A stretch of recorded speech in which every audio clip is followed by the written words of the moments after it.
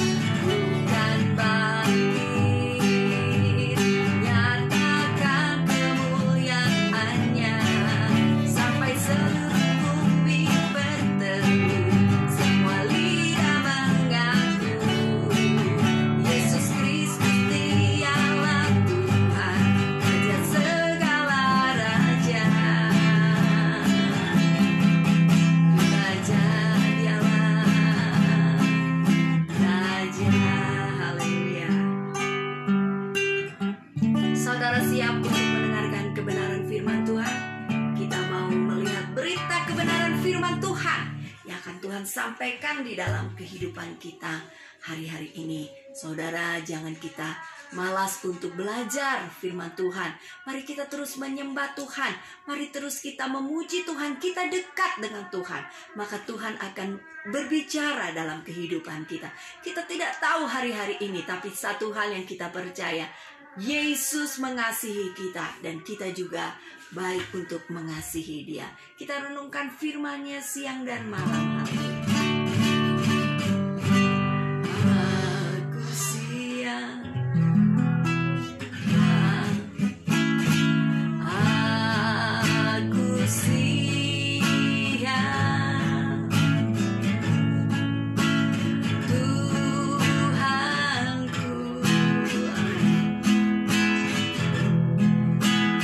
Segenap diriku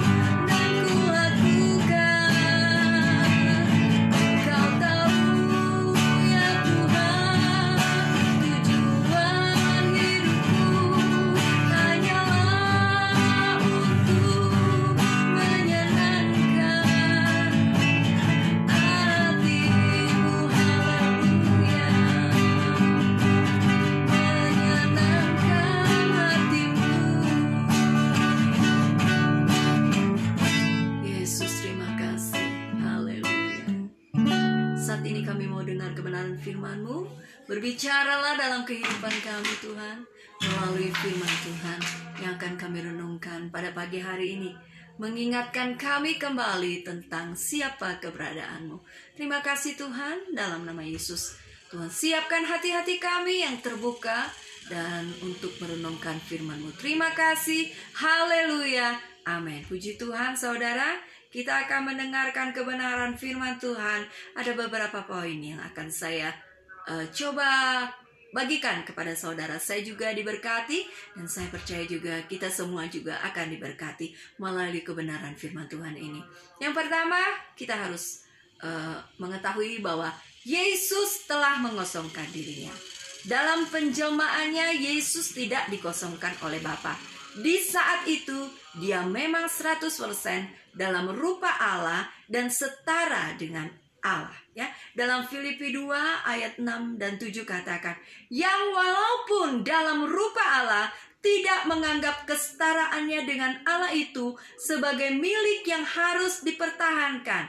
Yesus mengambil rupa seorang hamba menjadi sama dengan manusia, melainkan telah mengosongkan dirinya sendiri dan menjadi rupa seorang hamba dan menjadi sama dengan manusia. Mengosongkan dirinya tidak berarti mati. Kealahannya tidak mati. Amin.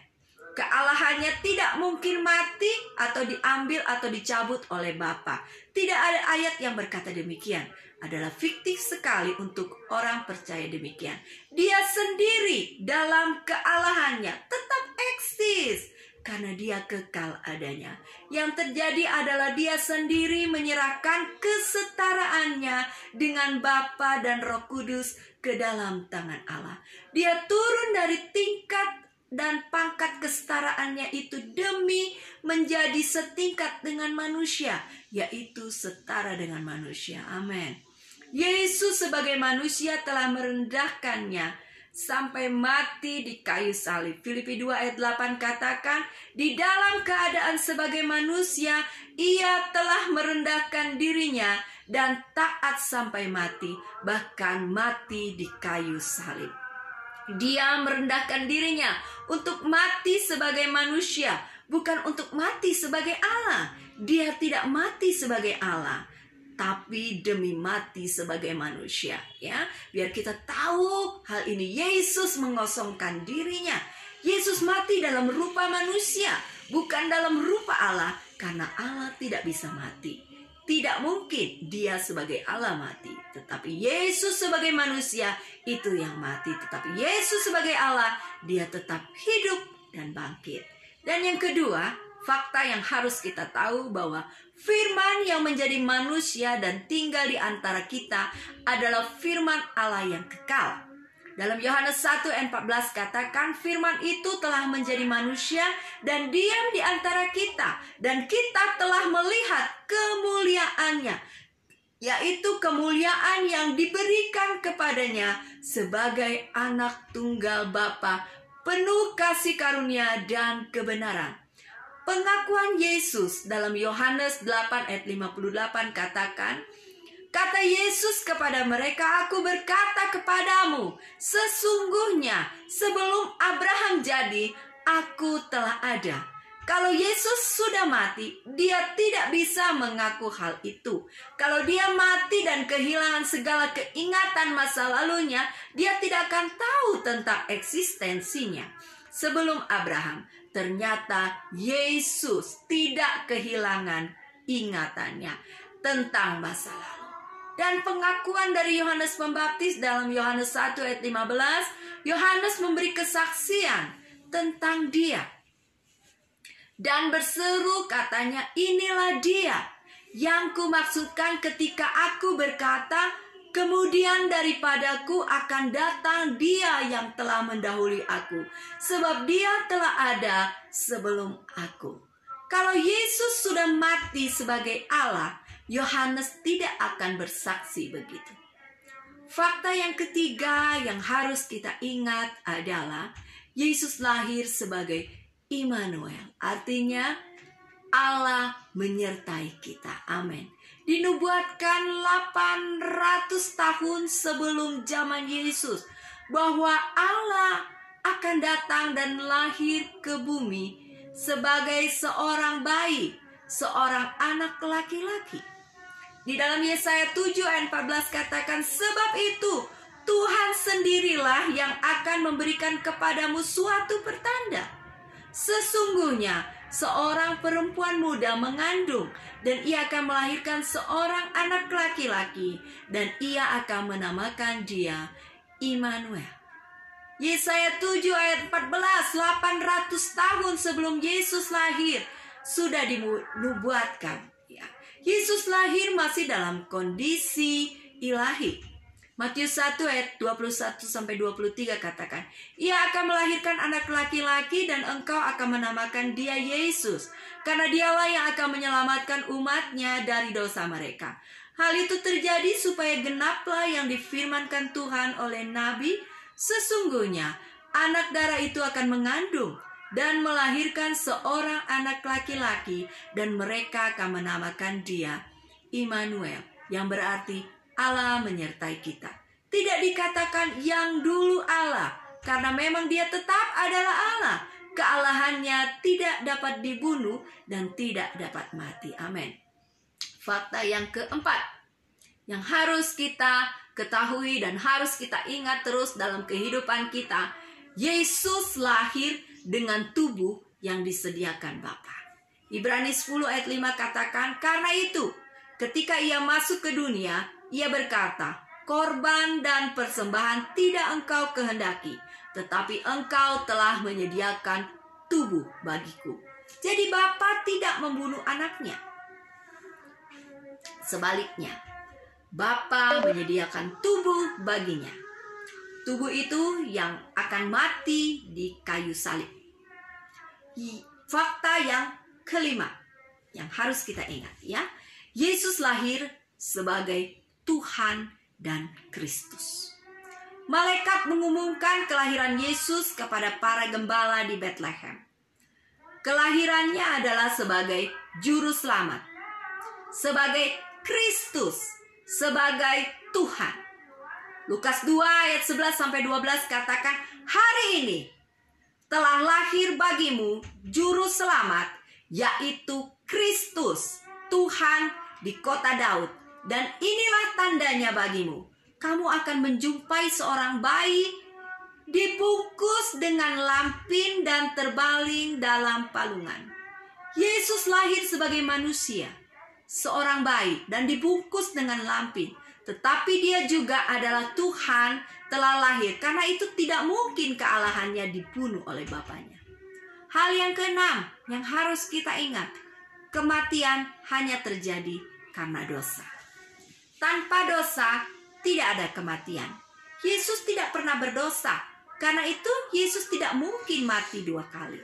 Yaitu pertama kali oleh Bapa supaya bisa menjelma menjadi manusia tanpa adanya dosa, dan kedua kalinya karena menanggung dosa manusia. Tidak ada dosa kecuali mau bilang Bapa berdosa karena membunuh anaknya. Tidak ada, ya. Yang pertama tidak mungkin terjadi karena tidak ada dosa kecuali mau bilang Bapa berdosa karena membunuh anaknya. Kita harus ingat bahwa Yesus mati di kayu salib untuk kita, untuk menanggung dosa manusia. Bukan Bapa membunuh Yesus, tidak. Tetapi Yesus mati karena dosa manusia. Yesus mati satu kali saja, bukan untuk dosanya sendiri, karena ia tidak pernah berdosa. Ia mati hanya sebab dosa kita, supaya menebus kita dari dosa itu. Roma 6 ayat 9-10 katakan, karena kita tahu bahwa Kristus sesudah ia bangkit dari antara orang mati, tidak mati lagi. Maut tidak berkuasa atas dia, sebab kematiannya adalah kematian terhadap dosa, satu kali dan untuk selama-lamanya. Dan kehidupannya adalah kehidupan bagi Allah. Manusia hanya ditetapkan untuk mati satu kali saja. Demikian juga Yesus hanya mati satu kali saja. Dalam Ibrani 9 ayat 27-28 dikatakan, dan sama seperti manusia ditetapkan untuk mati hanya satu kali saja, dan sesudah itu dihakimi. Demikian pula Kristus hanya satu kali saja mengorbankan dirinya untuk menanggung dosa banyak orang. Yesus tidak mengorbankan dirinya untuk mati 2 kali, yaitu 2 kali di tangan Bapa, sesudah itu bisa menjelma dan dilahirkan oleh Maria, lalu kedua kali karena menanggung dosa di kayu salib. Tidak. Yesus mati 1 kali untuk menanggung dosa manusia. Dia adalah tetap Allah.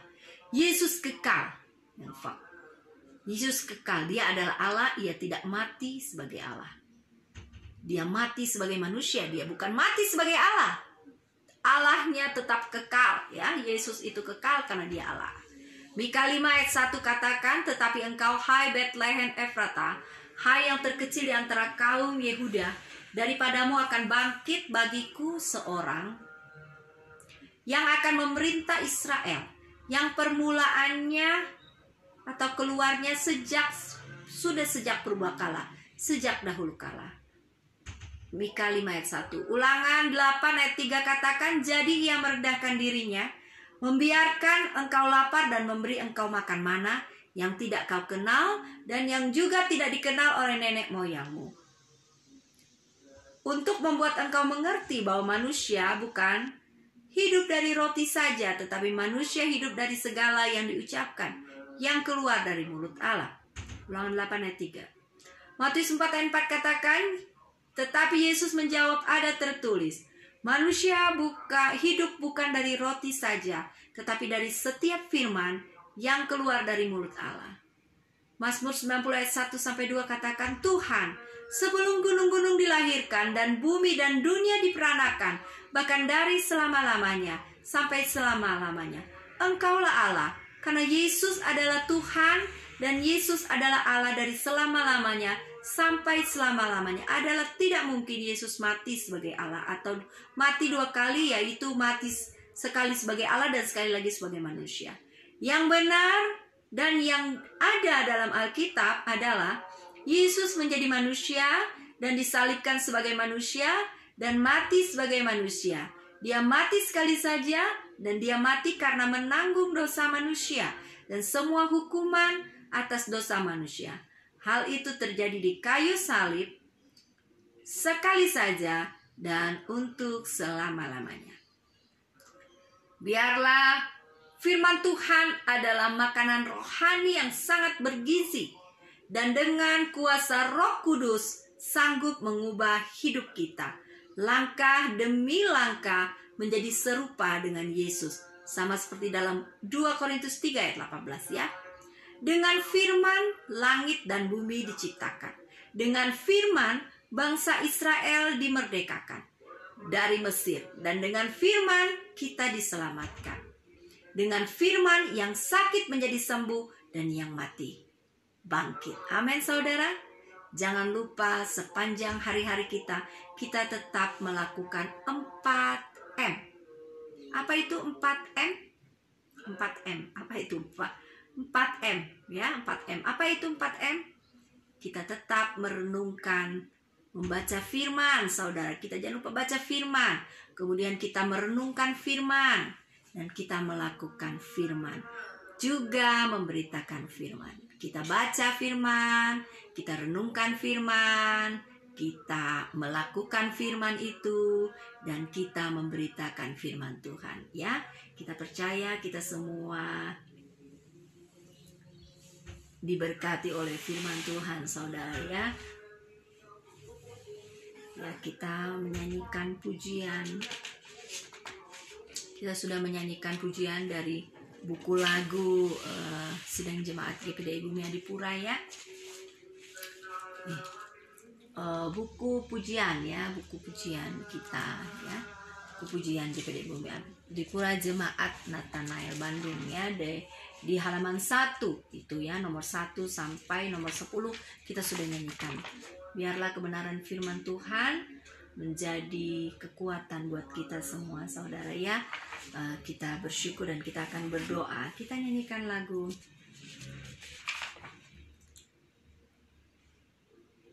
penyembahan ya. Kemurahan-Mu lebih dari hidup ya. Kemurahan Tuhan dan kasih dari surga.